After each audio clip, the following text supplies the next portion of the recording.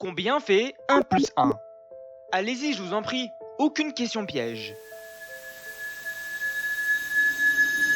Bien évidemment, ça fait 2.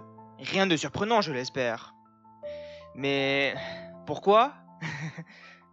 Non mais sérieusement, pourquoi 1 plus 1 est égal à 2? Vous pouvez appeler cela une question bête ou que sais-je encore, mais moi, en tout cas, je considère qu'aucune question est bête, et surtout pour celle-ci, on aimerait bien avoir une réponse rigoureuse. Y aurait-il un moyen pour prouver cela mathématiquement et rigoureusement? Eh bien, figurez-vous que oui, car en maths, tout est justifiable, et pour une très grande partie, démontrable. Et d'ailleurs, je trouve que c'est ça qui rend les maths si fascinantes et intéressantes. On ne peut pas dire que quelque chose est vrai juste car ça semble vrai, mais bien car on doit le démontrer, ou, au grand minimum, admettre dans un cadre clair et précis. Avant de répondre à cette question subtile, prenons du recul sur la structure même des mathématiques.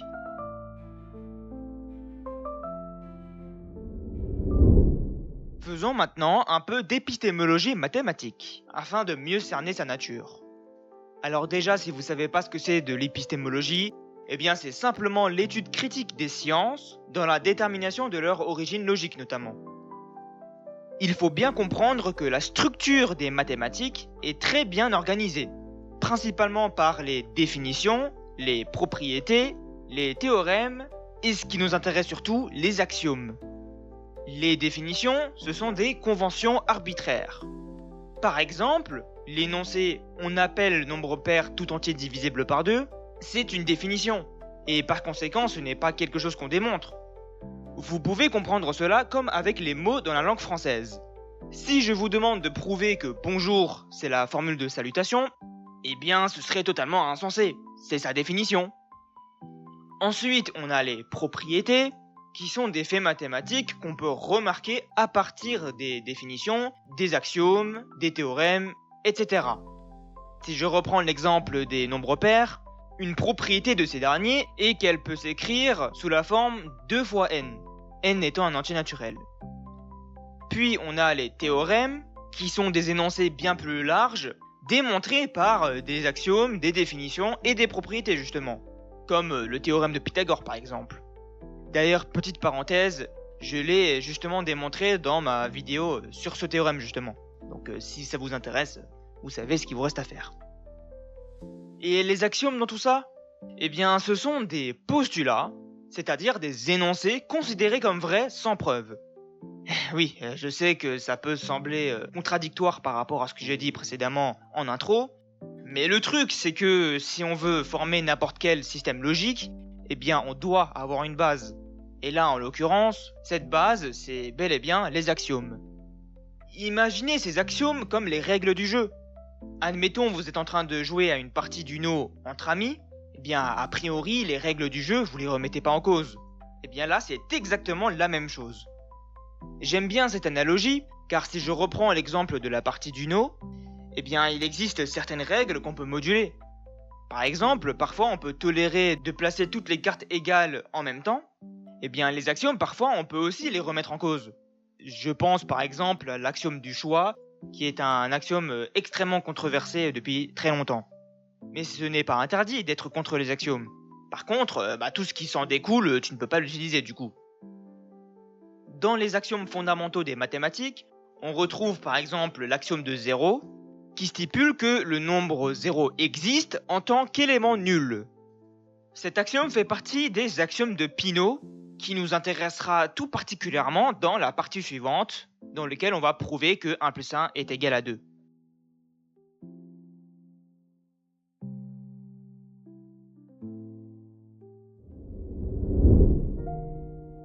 Précédemment, j'ai mentionné les axiomes de Peano, notamment pour l'axiome de 0. Eh bien, il existe d'autres axiomes de Peano justement. Par exemple, un axiome stipule que chaque nombre a un successeur unique, et enfin que deux nombres ayant le même successeur sont égaux. À partir de ces axiomes, on peut déterminer la notion de successeur, très fondamentale d'ailleurs. Pour tout entier naturel n, il existe un successeur noté S de n. Cela signifie que si tu as un nombre, alors tu peux forcément passer au suivant.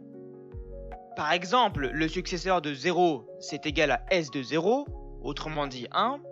Le successeur de 1, c'est égal à S de 1, autrement dit 2. Mais on sait aussi que 1, c'est égal à S de 0.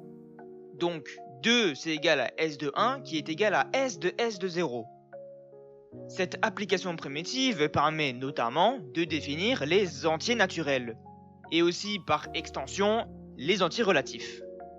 De plus, et c'est ça qui va nous intéresser aujourd'hui, c'est qu'on peut définir l'addition à partir de ça. Car oui, l'addition pour le moment n'existe pas.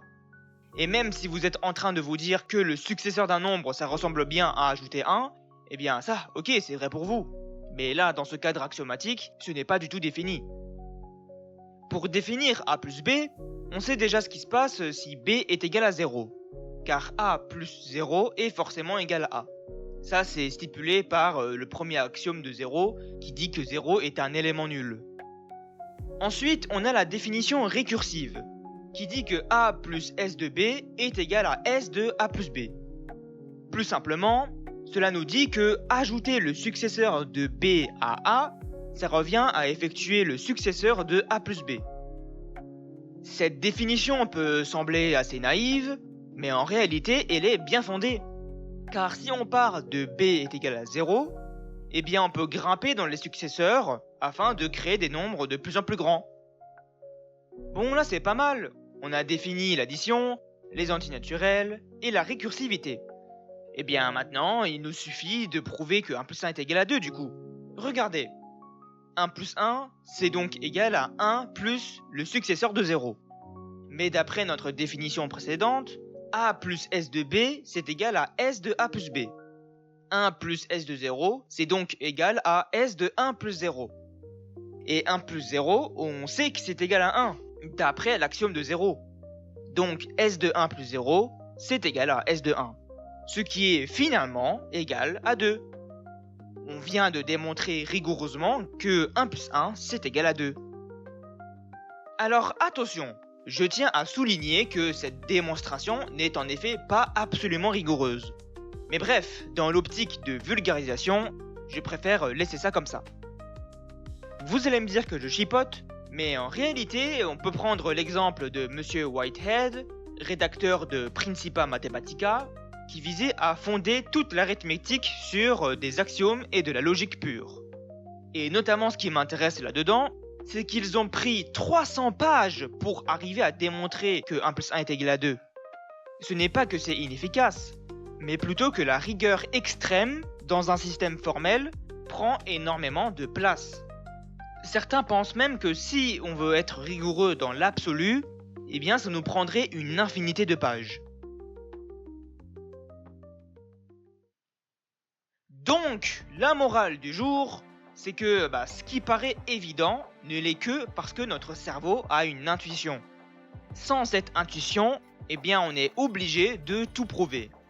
Et je parle en maths, mais ça marche aussi dans la vraie vie.